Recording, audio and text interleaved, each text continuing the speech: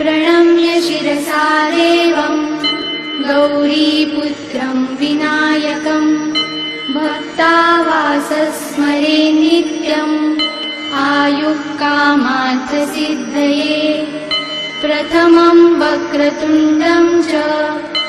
एकदन्तं द्वितीयकं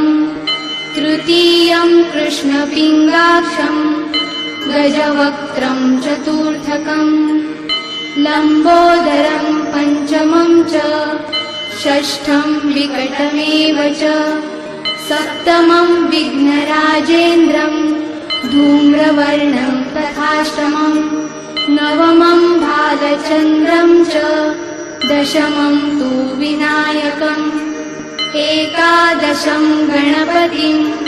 द्वादशं तु गजाननं द्वादशैतानि नामानि